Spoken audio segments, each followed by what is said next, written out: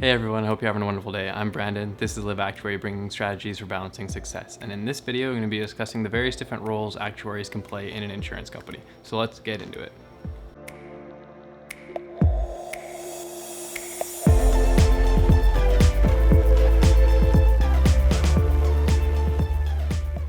Welcome to the series Ask an Actuary, where I take your comments and your curiosities and I do my best to answer them with the knowledge that I've acquired over my life as an actuary. So our first comment that we have here is from Rizvi, and Rizvi asked, could you do a video regarding different roles of an actuary with regard to life, non-life, or non-traditional ones? It's good to know before getting into the industry. Yeah, I completely agree with that. It's great and it's really helpful. My expertise is P&C, so that's what I'll be talking about today. There are three major areas that you can work as an actuary: life and health, P&C, and consulting. My expertise is in P&C, like I've mentioned, so that's what I'm going to be talking about. As usual, there is going to be a timestamp up here, so you can skip to any area that you feel makes more sense to you, because I don't want to waste your time. So specifically what I'm going to be talking about are the areas in P&C, and those are your pricing, actuaries, reserving, analytical workers, and maybe even some reinsurance work in there as well. I'm super passionate about all these areas, and I look forward to helping you guys make it a little easier to make your decision when you jump into the actuarial field. First up is your pricing actuaries. So the type of data that pricing actuaries will be working with is very transactional and raw data, where you'll be taking that data, manipulating it into ways that make it easier for you to do GLM analyses or maybe indication work to create the products for the individuals or businesses such that they're price adequate. Now, there are two types. There is your personal lines pricing as well as your commercial lines pricing. Your personal lines will be individuals and people who own homes, or maybe even small businesses or smaller fleets of vehicles. Now, your commercial side is going to be a lot larger companies, sometimes even to the point where there's a little bit of negotiation involved with the pricing itself. Or you could even have judgments in regards to the pricing of the actual product itself. Another fun part about the commercial side is that you, as an actuary, get to do some analyses regarding a risk reduction of the actual individual businesses themselves, such that the exposure to the actual risk you're selling for is reduced, and you can actually reduce prices that way for them as well. So that's pretty fun. The second topic is your reserving actuaries. Reserving actuaries specifically work on calculating loss development factors as well as loss ratios and projecting those forward to see what the company's long-term outlook is going to be. Now, if you're wanting to eventually become an appointed actuary at some point, at least in Canada, you have to, from what I'm aware of, I might need to check that fact, or someone in the comments can let me know.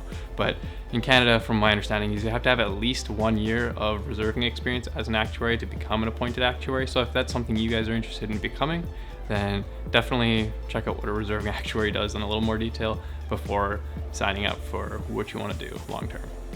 The types of data that a reserving team would typically be using would be our financial data. So they would use that financial data to predict those loss ratios and loss development factors that we were talking about earlier. The third role you can play as an actuary within an insurance company is analytical work, or analytics department. Now, within these departments, they work as almost an internal consulting or internal consultants for the different areas within the insurance company themselves. So maybe they'll do some consulting work for the marketing departments or sales departments, or even the pricing department themselves. They might ask them to do specific analytical work that the pricing actuaries or reserving actuaries don't have as much experience in. And that being said, analytics departments typically have individuals with their maybe even doctorates in statistics, and they might not actually be pursuing actuarial science or their accreditation to become an actuary in the future, because they're way more interested in the detailed and love of their specific studies that they have been perfecting over the number of years. The fourth area that you can work within an insurance company is reinsurance. Now, this is a fun one. This is typically not part of the insurance company, it's external. And what they do, for those of you who don't know, is they insure insurance companies. Now, the type of data that they'll be using because of that is the insurance company's data itself. And These reinsurers are typically broken up into your pricing, your analytics, and which is typically your large loss and cat modeling teams, and then you have your reserving teams as well.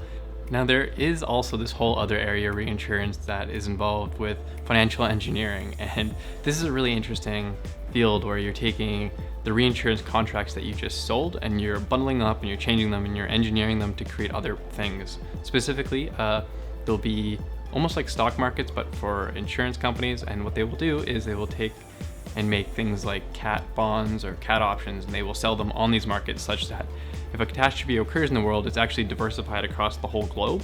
So it just overall is very great for the entire world's economy. Specifically, that is another topic that could probably be an entire series in and of itself. But that's my answer to Rizvi's question. Don't forget to wait till the end because I got a little bit of a life update after this. But thanks, Rizvi, for submitting that comment, and if you have any more comments yourself, you can submit them down below, as well as any curiosities you have. I will do my best to answer them like this. And don't forget to like this video if you liked it, as well as if you're interested in joining me on my actuarial journey, as well as joining the journey yourself, you can subscribe to follow along. I make a lot more videos like this, as well as there'll be some videos linked around here later on that are to describe what this channel is all about. My life update is that I was pushing myself pretty hard over the last 6 to 8 months. Though I did go to Peru for 3 weeks, but I was sick for 11 of those 21 days. I will be talking a little bit about why I was sick though in my next video, which will be coming out after my exam. I have an exam in about a month. I'm not too worried about it, but it should go well. But until then, I just gotta remind myself to not push myself too hard over the next month or so. And I look forward to seeing you guys in about a month. But before I go, here's a little bit of a sneak peek as to what my next video will have inside of it.